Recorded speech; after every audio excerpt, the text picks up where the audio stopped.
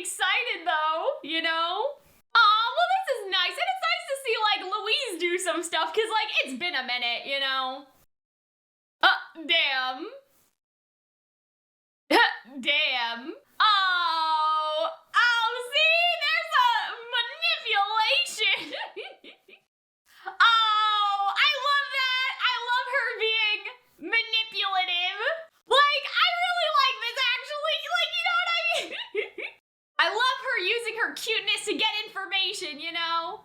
I mean, there are some kids that have been here forever. Like, you know what I mean? She just debuted, like, Barbara and, you know, Ollie and Oliver. Like, they all seem old. Rosemary, you know?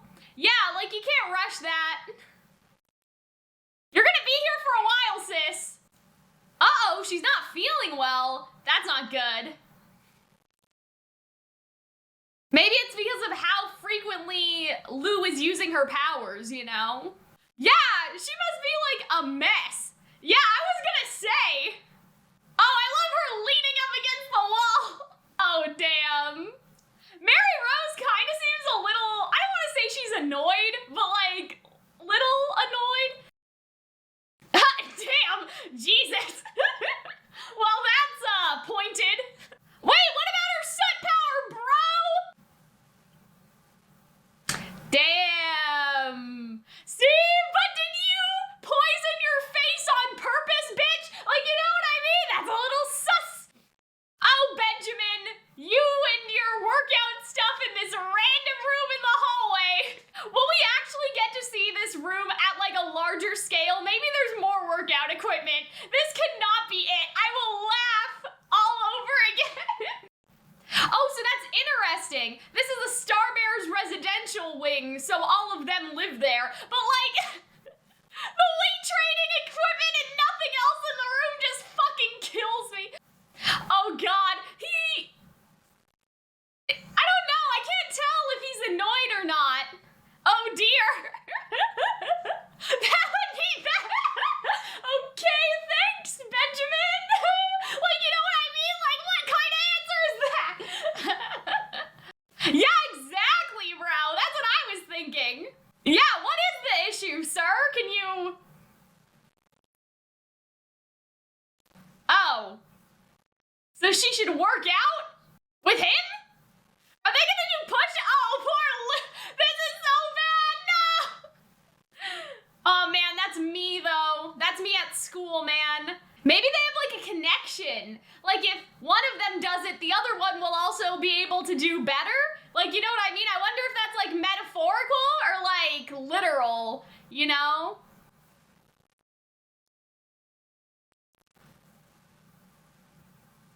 Okay. See, he's very wise, very smart. Well, that was kind of fun, question mark? Oh. Well, this is good character development, you know? Oh, well, that's nice. See, look, she's learning to, like, take care. That's good. Good job. This is so nice.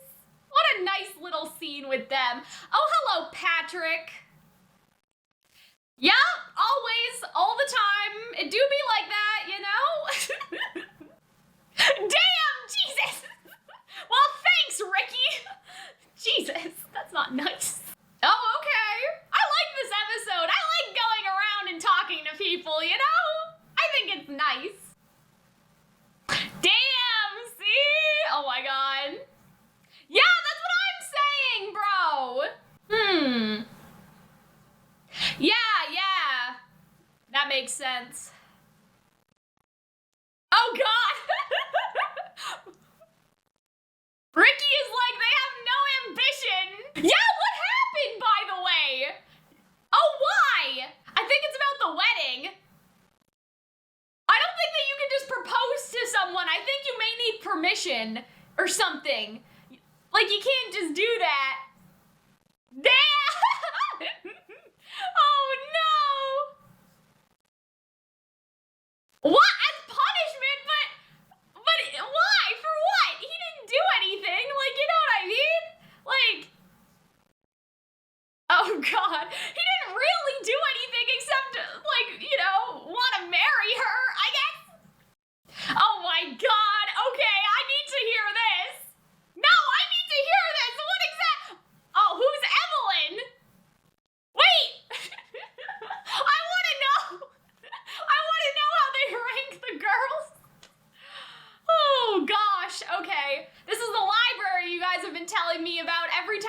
confused in the comments about how they know what a dog is and things like that. You guys are like, but there's a library. Oh, hello. So I guess Mia's okay. Oh, Lord. Oh, no! Oh, that's fucked up! Right! Oh, no! Oh, Lord! Okay! And him? Okay!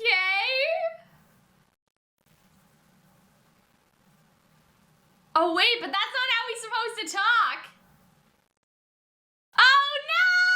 Ah, Patrick, please! Please, Patrick! Uh-oh. Well, doesn't seem like Sarah and Mia's happening anymore. It seems like Patrick may be having like an existential like question of like, well, can't you feel love on your own for anybody or somebody or, you know? Oh, wait, no, Patrick is saying that because he's in love with Emilico. Oh, hi. Oh, she's so cute. Oh, I love how they're opening up the world in these episodes, like all the other kids and stuff. Yeah, what the fuck is happening? I like how they're like threading in conversations to then turn around the subject, like how John, like we found out what was going on with the Star Bearers because like he came into the scene, you know? Oh, Jesus. Well, that's not very nice. You know, that may be true, actually. Like, that is true. They got a point. No, he likes flowers because it reminds him of Emilico. Oh, Lord. Oh, that's so sweet. Oh, that's so nice. Oh, Louise. Oh, dear. Damn. Hey, you know.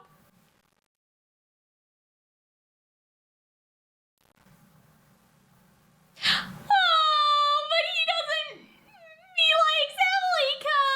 Oh.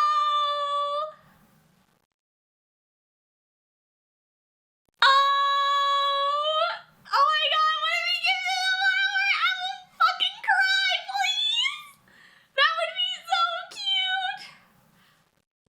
Please. Oh.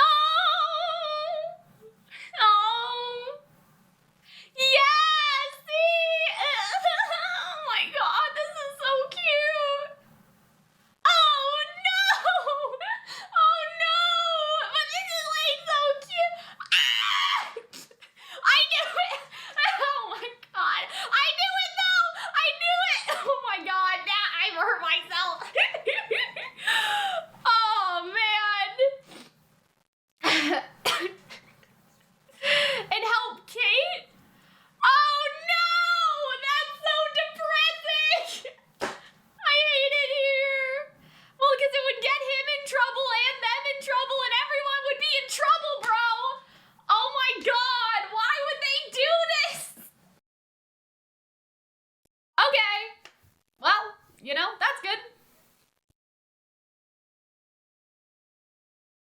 Yeah, she's making friends. Uh-oh. Uh-oh. Well, that's Gilbert, right? Oh no, the twins! Oh, again? That can't be good. They wouldn't do a post-credit scene, you know? They wouldn't do a post-credit scene if this wasn't gonna change things. Fuck, man. Really? Oh my God, really? All right, everybody, let us get into the discussion now. And remember that if you enjoy these videos, you should check out the Patreon, not only to support the channel, but so you can watch the full reaction, the full watch-along reaction, instead of just the reaction highlights and everything like that, and it would really help us out. But let's just get into this episode. So I kind of hurt myself while I was screaming, so Jess, let's get that out of the way. Like, first and foremost, my throat's kind of sore, so, you know, if I don't sound as enthusiastic as usual, I'm just going down like semitones in terms of pitch, I guess you could say, right? But I really liked this episode. This episode was absolutely, I think, one of my favorites. I think it's definitely up there. Like, it's gonna be hard to be able to decide now, like, you know, because as time goes on, I start to get, like, muddied on, like, what happened which episode, but I thought that this was just really good for, like, world building and, like, character building and everything. Like, I had so much fun, watching this episode, and so I really like all the development with Lou and Louise. I really like just Louise's attitude, I guess. Like, before I found her kind of, I don't want to say annoying, but I don't know, I just didn't really like her that much. Like, she was okay, like, I didn't hate her or anything, but I was just like, I don't know, I wasn't, like, fond of her, I guess. Like, you know, like, I didn't gravitate towards her personality, you could say, but I really like her in this episode, and I guess, like, the change is her using her powers and kind of, like, I don't want to say, like, her feminine wiles, because that's not kind of the same thing, but, like, just her cuteness to kind of, I don't want to say manipulate people, but that's basically what she's doing, isn't it? And I kind of like that, you know? And so I think that it was really that, like, she's not using her powers just, like, superficially, but she's kind of doing it to, like, gaslight, gatekeep, girl boss. So, like, you know, I think that that's what really changed. Like, oh, you know, I'm just a child, so I don't know, right? And so she's getting all this information about the soot powers, and so I think that that was just really, really smart, and it made me appreciate her so much more as a character, like this entire scene. I'm not going to show all her little faces. I thought that this one was cute, like, oh, you know, if you treat her so cruelly, Louise is gonna cry. I just thought that it was very smart, and, like, even the girls, like, oh, you know, like, let's do our makeup together and talk about cute boys. Like, that's a Ruby line, if you guys don't know. And so, yeah, I just really, really liked this entire, like, sequence with Lou and, like, her strategy and everything. With Lou and Louise, I should say. And I like her, like, twirling and stuff. Like, I guess before, she kind of rubbed me the wrong way. Like, I saw her as, like, superficial and stuck up in a way. But now I kind of see her as, like, if you guys have ever watched Princess and the Frog and, like, Lottie and everything, Tiana's friend, the one who's in, like, pink dresses all the time. And she's like, Tia, Tia. And she has that, like, southern accent. And so that's kind of how I imagine her. Like, I imagine her more like Lottie now, where she just has, like, a lot of energy. And, like, she is still, like, you know, like, prim and, like, values appearance and, like, still, like, a lady, like, very much so, but, you know, like, a little manipulative, a little smart. I like that, right? I do think that, like, the eagerness for her to be an adult is interesting, because I do wonder if that's gonna, like, come crashing down in some way, or if it's just sort of a metaphor, like, she wants to grow up too fast. It could also be that as well. There could be that there's, like, legitimate, like, in the canon, something that makes her realize that she shouldn't be an adult right now. Like, you know what I mean? That she shouldn't, like, be so eager to leave. Like, something bad happens, right? Like, when you go to the adult wing. But I also wonder if it's just, like, a metaphor as well for, like, she wants to grow up too soon and she knows nothing. And I like this conversation with Mary Rose. I just love Mary Rose's whole attitude. I love how she, like, leans up against the wall, right? I just really like that. And so I think that it's kind of suspicious that she hasn't let her in. Like, you know, we've had the Mary Rose theory for a couple episodes now, so I'm not gonna go into all of it again. Like, you guys know, if you watch every discussion, you know, like, all the details of the theory. So this could be added evidence, the fact that she won't let Louise in the room. I mean, it probably is dirty, though, because, like, Rosemary is, like, still sick, right? So she's not cleaning, or anything like that. And that surprises me, because you would think that, like, the veiled dolls would clean in absence, right? Especially if it's not the Shadow's fault, right? Like, that something happened to their doll. You would think that, like, maybe they would get veiled dolls to do it, but maybe it's also just sort of a test to see, I don't know, how long you can go with your soot not cleaned up and, like, uncontrolled and having to deal with the scorches yourself. Like, maybe it's, like, one of those things where it's like, Shadow's house is never trying to make your life easier. Like, they are never going to do anything that, like, makes your life easier in any capacity. So that's why there's no veiled doll helping to clean Rosemary's room or anything like that. But yeah, this was some good lore information of it's something unexpected, like, you only know, like, the day before. What does one do? Mary Rose doesn't know that either. The particulars of the debut change according to the examiner's taste, right? And so, you know, I think that she's basically saying two things. Like, first of all, they don't know if there's, like, a second debut, and then second of all, like, every debut is different anyway, and so that can't even be a guideline. You know what I mean? Like, even if they knew what what the adults did last time, that doesn't necessarily mean that they would know what they did this time, because the debut always changes depending on who runs it, right? So I think that that's basically what she's trying to say, is like, I don't know if the adults have to take a test, but even if they did and we knew about it, the last test isn't going to be the same as the next test, you know, because that changes depending on who's doing it. I like the N-word has horrifying taste, right? And, you know, you wouldn't be acquainted with them, Louise. Like, I don't know if it's, I mean, they say that it's a rule that they shouldn't be, like, spoken of, right? But I basically wonder if she's trying to dodge it for, like, another reason or something like that. And I like that, like, you don't know anything, that's what being a child means. And so this kind of gives me the implication that, like, Mary Rose does actually know more, but she has to, like, feign ignorance, if that makes sense. Like, she knows adult information, not this, right? But, like, she may know other stuff, and she's almost like feigning ignorance. Like, that's sort of the vibe that I'm getting. I'm sure she's telling the truth in what she doesn't know about right now. Like, you know what I mean? Like, I'm sure she's telling the truth about not knowing about, like, the test and the debut and the, like, you know, the stuff that goes on in the adult wing. I'm sure that that's true, but I'm sure that there's other things that she's definitely not supposed to know that she knows, right? You know? And so this is interesting too, because, like, bitch, okay, so this is the two things, right? Like, first of all, she's right, and I really like how they hammer that in with Lou and Louise this episode. Like, I thought that it was just really good. You know, all of Benjamin's dialogue as well, and sort of the growth that Louise got, like, in treating Lou, like, with care and respect and everything. Like, that was really good. But, like, this is interesting, because isn't this so hypocritical if Mary Rose made Rosemary get sick on purpose? Like, that's what really interests me about this dialogue, is it's kind of fucked up foreshadowing, right? Like, if my theory is true, like, she made Mary Rose sick. And so I think that that actually is very interesting, because that was kind of a theory that we had before, is that, like, Mary Rose may be a hypocrite. You know, she says that she's doing stuff in pursuit of, like, taking down the house and making sure all the living dolls get their freedom, but then doesn't actually give her face any freedom herself, and, like, basically poisons her with soot sickness on purpose, just in the pursuit of trying to escape. You know what I mean? And so I think that that'll really be interesting if that's the big, like, I don't know, not twist of it all, but, like, that's sort of Mary Rose's downfall.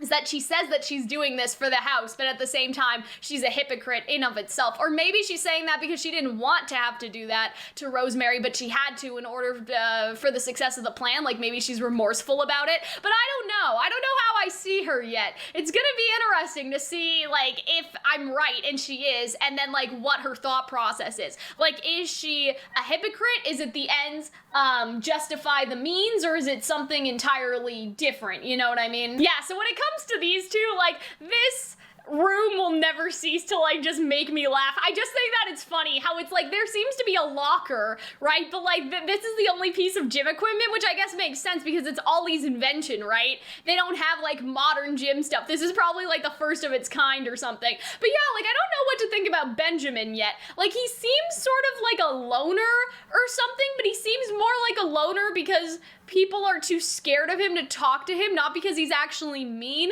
You know what I mean? But at the same time, he seems very stoic and sort of, like, blunt, right? Like, stay out of the Starbearer's business. Like, you know what I mean? I don't think he was saying that in a harsh way, but just a blunt way. Like, he's an enigma to me. I'm like, what personality are you, sir? You know, like, that's just sort of how I feel. He feels very stoic and, like, sort of serious, but at the same time, not mean. So that's a very interesting combination. Just, like, the fact that he doesn't seem, like, malicious in his, like, disregard or his bluntness, but he still has that, like, blunt personality. Like, you know what I mean? And so, yeah, I just think that he's an interesting one, right?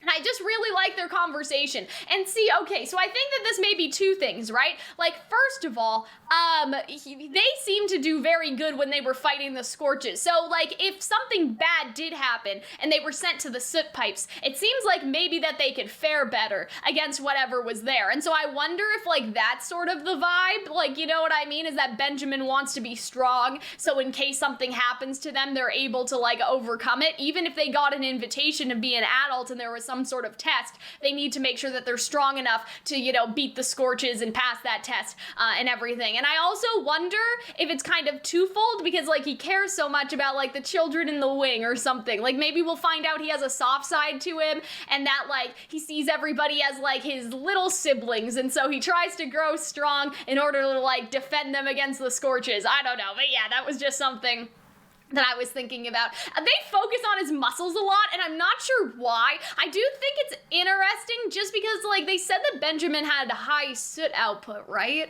Or was it just, like, I don't know. Or was it just that he has a lot of, like, power? I don't know if those things are completely different. I thought it was Barbara, Benjamin, Gilbert, and then they said, like, oh, Douglas and Sarah may be able to make soot stalactites, right? And so I wonder, you know, he seems to be in a good enough position to like defend himself as well, because they said that like people with high soot output will have trouble in the soot pipes anyway. I totally lost my train of thought. I feel like I was gonna say something different and I forgot. I just totally forgot about it. And so yeah, I just really like this conversation. Like possessing the desire to improve oneself is good, but your face appears pale. Oh my god, I'm getting so caught on my words today, right?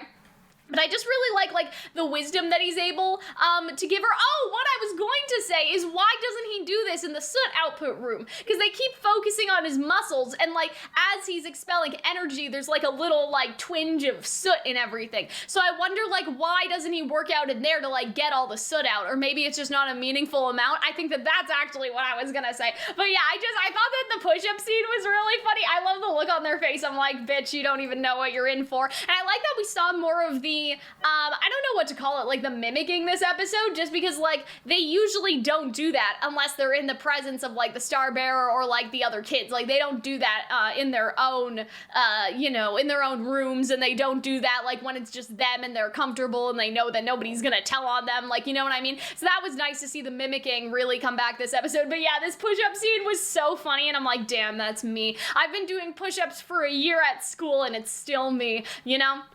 And I really like this too. Even if your face trains, you won't change. It seems like you think that your living doll is no more than your face. And so I think that this was good because, you know, to encourage her to also be strong, like, you know, like to also get stronger as well. I think for the shadows, it is probably more strength of mind though. Like, you know what I mean? But I don't know, like Louise seems to have physical form where she's exhausted by doing one push-up. So maybe it's not. Like maybe they do have like that sort of mass to like gain muscle and stuff. Like maybe if Benjamin, like if Ben worked out but Benjamin didn't, right? Like he would still, like Benjamin would still be skinny. Like maybe the morphing to the face does not go that far in terms of like the body and everything. But yeah, I thought that this was good though, like even still. And the other thing I was thinking about is that Benjamin probably wouldn't know this, but I wonder if he's focused on making, it is Ben and Benjamin, right? I wonder if he's focusing on making his face strong because he knows that they'll merge one day anyway. And so like the body, right? Like your face is your face, but it's also going to be your body someday, you know? And so you may as well make them swole because you're going to be living in there, right? And so I don't know if he knows that or would know that, or if that would only be information that like the adults know. But we see that with Edward, right? And so maybe that's also motivation as well, that's like part of the reason why he's working out. And see, he's like, thank you, huh? It's like no one ever talks to him. No one ever says thank you. Like, I don't know. That's kind of the vibe I get, is that he's kind of a loner. He's kind of like stoic. He's very blunt with people. He's very like direct, but he's not mean. At least like, you know, when he confronted, I guess, like Mary Rose about talking about Christopher, that was one thing, right? But like, he's not mean. And like maybe he has a soft side where he's like, he wishes people would talk to him more. That's kind of the vibe I'm getting from them, right? But yeah, I just really like this scene and like her actually being concerned about Lou and Lou actually being honest. Like I just thought that was a lot of like good development for them, and it made me like Louise more, I guess, to see that Louise is also changing. So I think that's also what helped to improve my opinion on her. And I thought that this was just really sweet how like now she's being more considerate toward her. Now let's talk about Patrick, okay? Patrick is what made me lose my fucking voice today. But yeah, I really like their dynamic because Ricky is like totally like the light Yagami from Death Note. Like he is the mastermind, like, you know what I mean? He is the mastermind. He makes all the decisions and everything. And so I just really like this scene between them. And I like how he points out, well, you know, if Kate's plan fails, they're gonna blame her anyway. So, you know, that's fine. Like if she gets in trouble.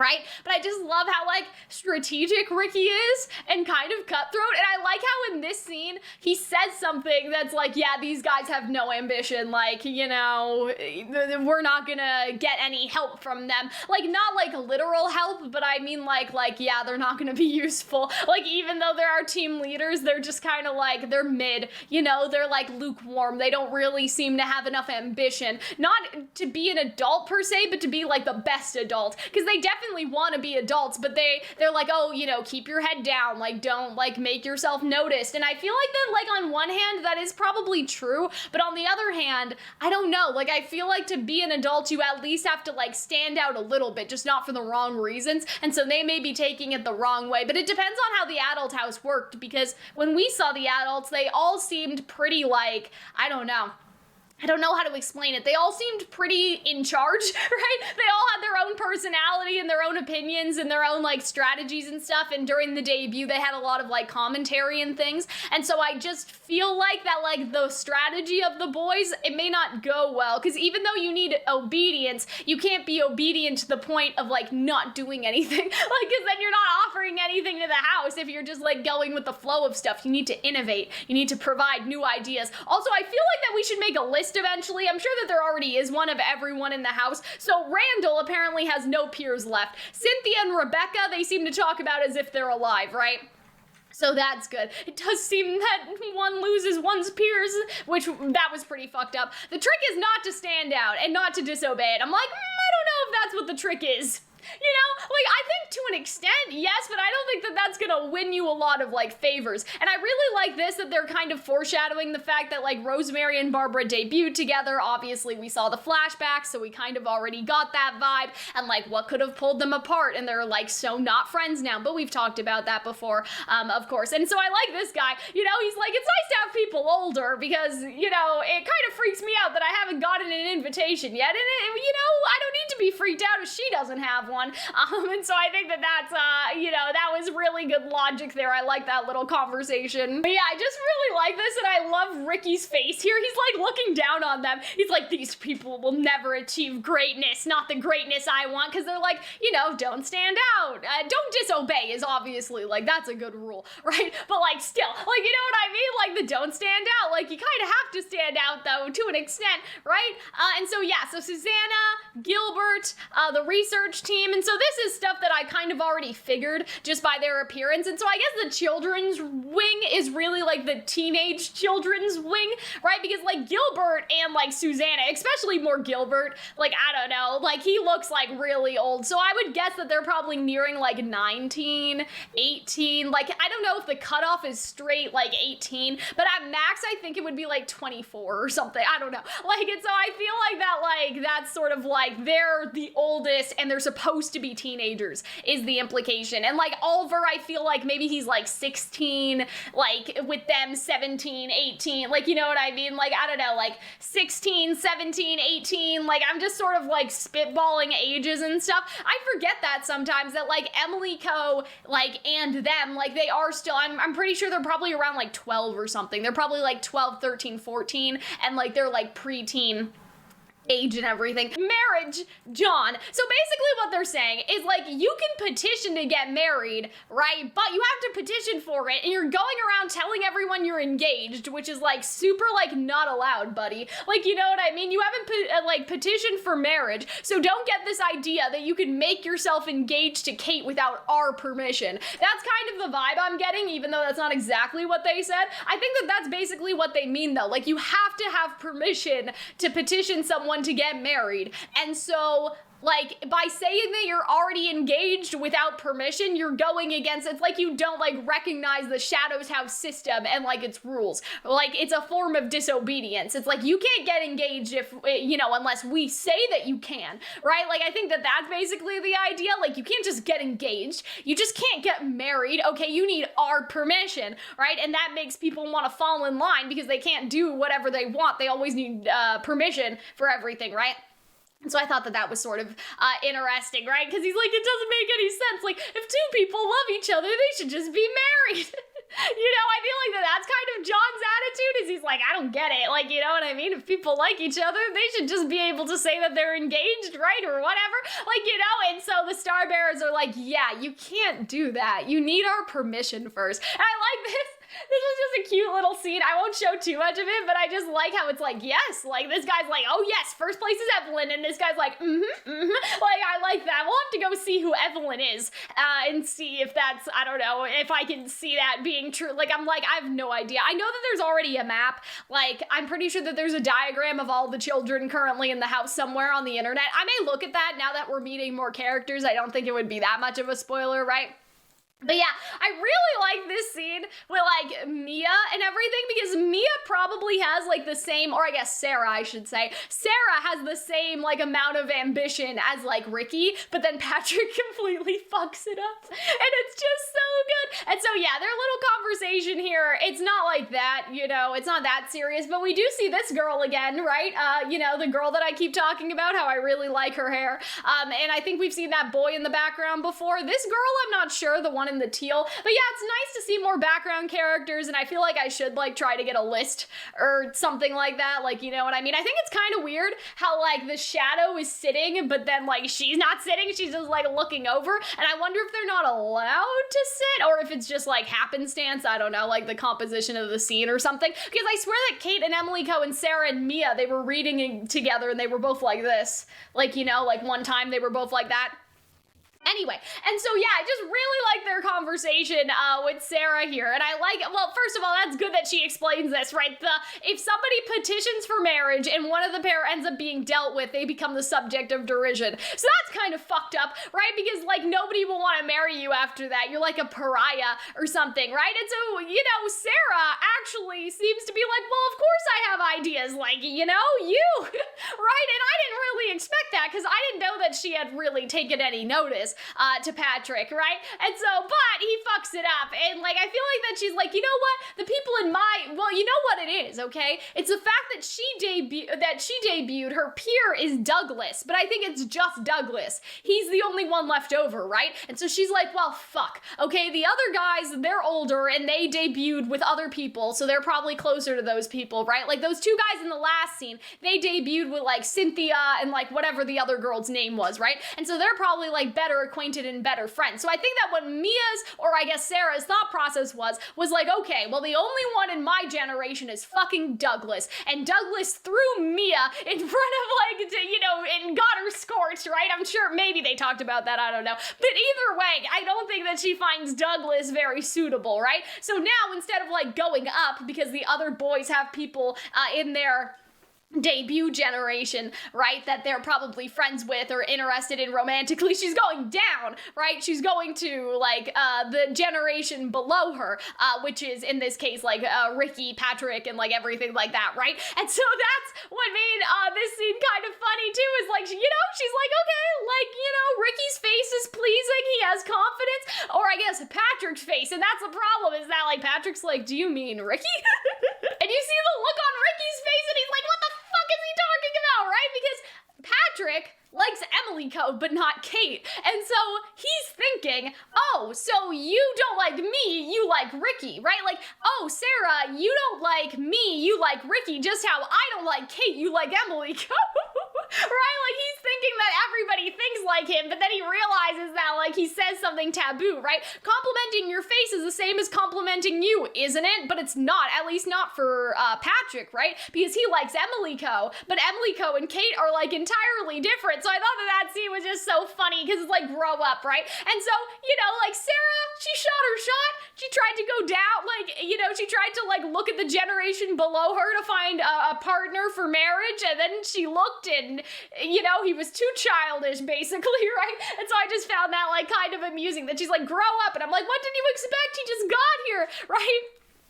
So yeah, I thought that was just kind of funny, like, you know what I mean? Like, instead of going for the older guys, she went for the younger guy and then complained when he was childish, right? But he's still a child. I know that they're all children. I just think that it's kind of funny, right? Do living dolls not experience romantic love, Ricky? And Ricky's like, what? Like, of course they don't, you know? And so I think that that's interesting because that may also, like, that may have been the first thing too, is that, like, he now thinks that Emilico couldn't possibly reciprocate his feelings, like, in the first place. And so maybe that also broke his heart as well. Like, the idea that she could never reciprocate his feelings because living dolls don't feel things like that. But I just love this. I love, like, you know, Patrick and, like, how he likes the flowers because Emilico gave him the flowers. And, like, Margaret's nice, you know? She's, like, pretty shy and, like, I thought that it was just nice to, like, meet her. I like to see their, like, little interaction. I think what was most amusing about this was the fact that she was a total, like, she was just savage, right? Like, you know what I mean? Like, she's so,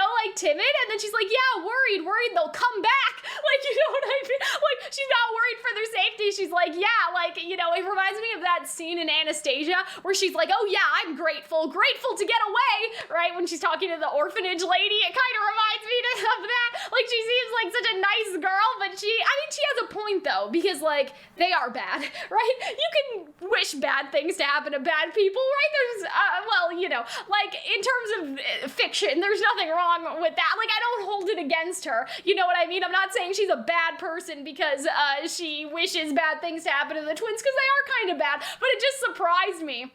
And I think it surprised him too, that his, like, sweet girl is like, yeah, I hope that they die, actually. Right? Maybe she doesn't even know that's what she's saying, but, like, it was a fucked up sort of contrast, right? And so, yeah, I thought that that was interesting too. And you know, it seems like that she's taken a liking to him already and everything, but, like, Ricky is like, yeah, she's just okay. You know, she's too shy. She doesn't have that ambition either. And so I thought that that was, that this was just a good scene, and I was like, please. I thought that he would be able to give the flower to Emilico or something, and I'm so sad. But yeah, I think that this makes a good point, because this is all about control. Everything points to wanting to be an adult so you can have freedom, that the only way in order to get the things you want is by becoming an adult, and in order to be an adult, you have to be useful to the house, which inadvertently also means being, like, obedient and stuff. So I think that that was just, like, an interesting way to sort of explain things, right? Like, you know, you want more privileges, you have to become an adult, which means having to do stuff in favor for the house. You want to get married, you want to be with the person you love, and you also have to do stuff in favor to the house. Like, every system that's in place points towards you have to be an adult if you want to do this. We control everything in terms of, like, things that you may want to do in the future or, like, accomplish and stuff. If you want to accomplish those things, you need to do it with our permission. And so I think that that's actually interesting. And so I like this because I do ship, like, you know, like, this combination. I don't even know what to call it, like, Ricky and Lou and Louise and Patrick, but, like, I'm really rooting. I know this is not gonna happen because I'm so sure about, like, Emilico and John and everything, but I'm rooting so badly for Patrick and Emilico to get together. I don't even know how that would fucking work. I don't even know, but I'm rooting for it so hard. I love how much he loves her. Like, it moves me how much he loves her and everything, and how he's like, you know, for her sake and our sake, like, we can't, like, you know, let that be known. And I just like this realization, right?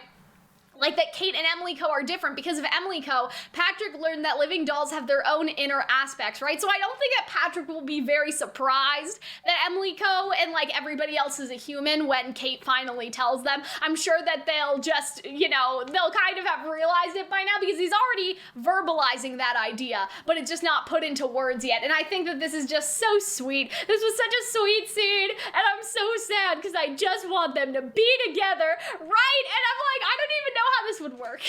You know, like, logistically, I have no clue. Like, in terms of, like, how a relationship between a shadow and a human, like, would work or anything, right? And definitely would not be allowed. But I mean, like, even outside of, like, Shadow's house setting and everything, like, are they even, like, I don't know, like, are they even, like, the same species? Like, could they have, like, kids if they wanted? I mean, I guess that's a conversation in a lot of stuff, though, like B-Stars, right? That's kind of a thing. But then B-Stars introduced something, like, I don't know, that hybrids exist in the world, and so, yeah, anyway. And so, like, I wonder what would happen, right? Like, if a relationship like this, even outside of Shadow's house, would even be, like, possible in the first place, right? But, like, I just want them to be together and be happy. Like, you know what I mean? Like, not everything is about getting married and having having kids. They can just enjoy each other's company, you know what I mean? They can just, like, platonically enjoy each other and, like, life and stuff, right? And so, yeah, you know, I don't care. Like, I just want them to be together because he loves her so much, right? And I hate that Patrick feels like he's a failure because I'm like, no, like, this doesn't make you a failure, right? And, like, I mean, he probably also feels that way because, like, the soot power, you know, like, he doesn't have his soot power. He doesn't even know that he doesn't have his soot power, but he knows he's not allowed to go to the room where everybody else goes, right? And so I'm just so sad, right? I just want him to be happy. Maybe he'll get over it, but I don't want him to. I want them to be together, and I'm kind of depressed. Anyway.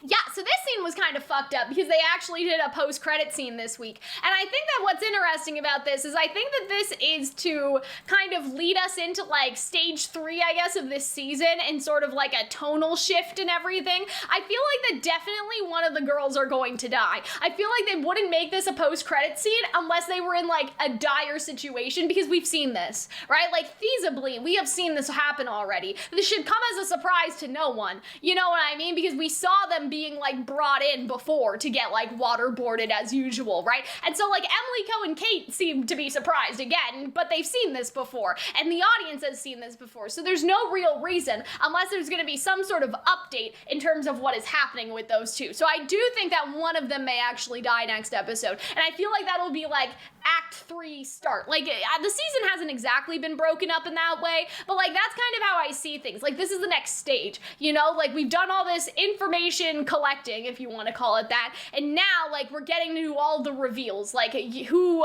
the robed person is. It's gonna, like, we're gonna start with the death and stuff. Like, this is where things change. This is the turning point. We already had a turning point this season, and this, I think, is the second one. The first turning point was when they broke the cans in the first place, or I guess the cans, when they broke the glass bottles, right? That was a first turning point, right? In terms of, like, a tone shift, right? But now I think that this is the second turning point and, like, the next tone shift for sure. And I think that, like, here's the thing. So this is called, the next episode, The Identity of Master Robe. And what's gonna be really interesting about this is if this is, like, not gonna happen next episode. Like, you know what I mean? Because there's a couple things, right? It could either happen at the very closely to the beginning of next episode, and then we spend the rest of the episode talking about that, you know what I mean? Like, grappling with that reveal, right? Like, say, for example, next episode starts, like, da-da-da-da-da, eventually, like, say, I don't know, 5-10 minutes in, they find out that it's Mary Rose, and then the rest of the episode is, like, explaining why Mary Rose is up to doing what she's doing.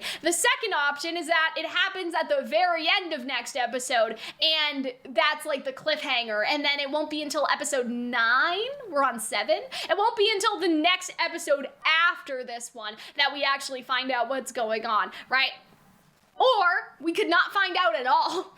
You know, that's also an option, is that we don't find out, but the death of one of the girls spurs Kate into being like, well, listen, you know, like, we don't have time anymore. Like, maybe it's not even that, like, maybe, okay, so maybe one of the girls dies, and that makes Kate be like, we're too late to save them, but, you know, now I kind of want revenge, because this robed person let them die, you know, like, let one of the twins die for their own, like, schemes and stuff, so we have to find out who it is now, right? Like, maybe it'll be that sort of thing, that they're no longer finding the identity in order to stop the twins from suffering because one of them is already dead, but it's more of, like, a revenge thing. Like, you need to answer for this because one of them died because of what you were doing. So I think maybe that could be, like, the shift. And so it's not, like, literally that we're finding the identity of the person, but rather it's that Kate is more focused than ever for finding the identity, not because they can do anything to help the twins anymore, but more out of, like, a personal revenge. Like, yeah, this person should be brought to the Starbearers, fuck them, right? Because there was a time where Kate seemed to entertain this idea of, well, there's another traitor, so what if they're like me, right? But I feel like that if one of the girls dies, she won't care about that anymore, because I feel like that Kate would never